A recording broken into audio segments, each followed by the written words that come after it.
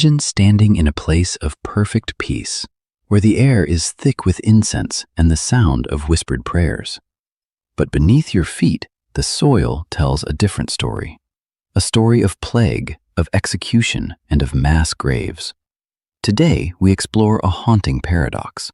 Why do we build our most sacred sanctuaries on the very ground where humanity suffered its greatest traumas? Welcome. Today, we are stepping off the beaten path of traditional theology to walk the history trails of some of the world's most complicated landscapes. We often think of churches, mosques, and temples as refuges, places of spiritual comfort that exist apart from the world's cruelty. But history isn't that clean. In this video, we're looking at the haunting echoes of the past. We'll examine how sites of immense suffering, like the plague pits of the Czech Republic or the execution grounds of London, were transformed into places of worship. We'll ask the hard questions. Can a building ever truly wash away the blood of the past? And what happens when the need to remember the dead conflicts with the need to find peace for the living? To understand this tension, we have to travel to London, specifically to the corner of Giltspur Street and Holborn Viaduct. Here stands St. Sepulchre without Newgate. To a modern tourist, it's a beautiful medieval parish church. But for centuries, it was the final sound heard by those about to die. St. Sepulchre sat directly across from the notorious Newgate prison. This is the Great Bell of Erasmus. In the 17th and 18th centuries, the church's bellman would walk through a tunnel connecting the church to the prison at midnight. He would ring this handbell outside the cell of the condemned, reciting a grim poem to remind them that their execution was only hours away. The next morning, as the prisoners were carted out to Tyburn to be hanged, the great bells of St. Sepulchre would toll, a rhythmic, heavy reminder of impending death. The trauma here wasn't hidden, it was integrated. The church didn't just exist near the site of execution, it functioned as the spiritual gatekeeper for state-sanctioned death. This creates a haunting echo. When you stand in those pews today, you are occupying a space that, for hundreds of years, was defined by the psychological torture of the midnight bell. How does a congregation reconcile the comfort of the gospel with the fact that their sanctuary was a cog in the machinery of the gallows? If St. Sepulchre represents the trauma of the law, our next stop represents the trauma of nature and war. We're moving to Sedlec in the Czech Republic. This is the Sedlec Ossuary. At first glance, it looks like something out of a horror film. But look closer. These are the remains of over 40,000 people. In the 14th century, this ground was overwhelmed. First by the Black Death, which claimed thousands in a matter of weeks, and then by the Hussite Wars.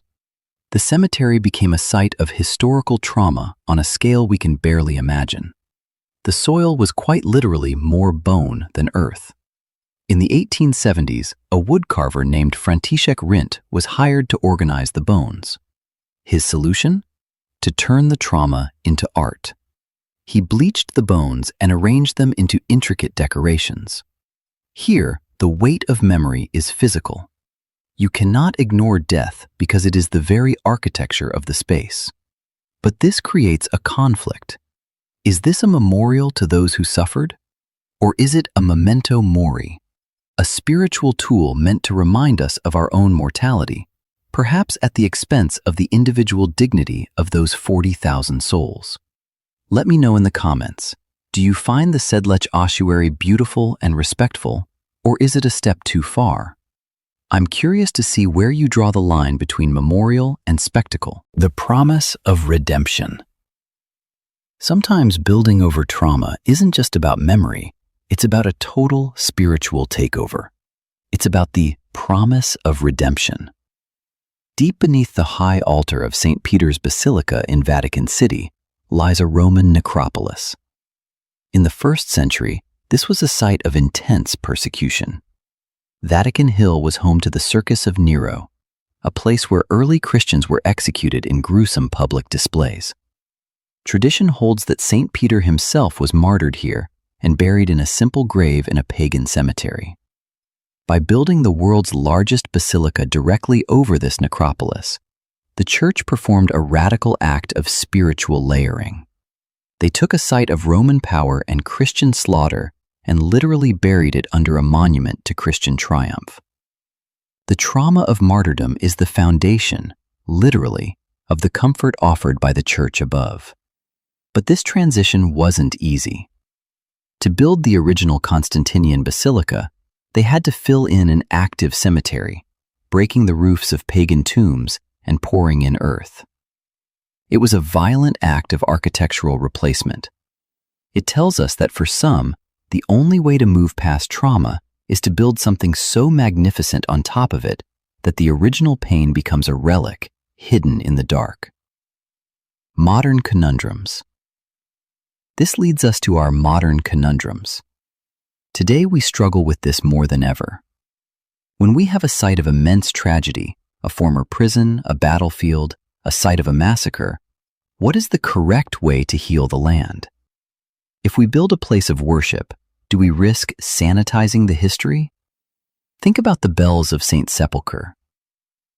If we stop talking about the executions to make the parishioners feel more comfortable, have we betrayed the victims? If we turn a mass grave into a bone chandelier like Sedlec, are we honoring the dead or turning their trauma into a tourist attraction? The conflict between spiritual comfort and memorialization is a zero-sum game. Comfort often requires us to look upward, toward the divine and the future. Memorialization requires us to look downward, into the dirt and the past. Beyond the walls.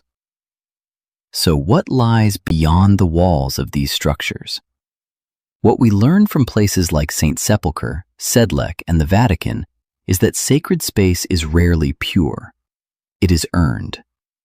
These sites are powerful precisely because they sit on the fault lines of human experience. They are where the worst of what we can do to each other meets the best of what we hope for. A church built on a site of trauma serves as a bridge. It acknowledges that the world is broken, but it refuses to let the story end with the trauma. The haunting echoes don't have to be ignored. They can be the very thing that makes the silence of the sanctuary feel so profound. History isn't just in books. It's in the stones and the soil beneath our feet. The next time you step into an ancient religious site, look down. Ask yourself what the ground might be trying to tell you. If you enjoyed this deep dive into the darker side of history and architecture, please hit that like button. It helps us keep these history trails going. And if you haven't already, subscribe and turn on notifications. We have a lot more stories to tell, stories of the hidden, the forgotten, and the sacred. Before you go, I want to leave you with one thought. If you were to build a memorial for a place of personal trauma, would you make it a place of silence or a place of song? I'll see you in the next one.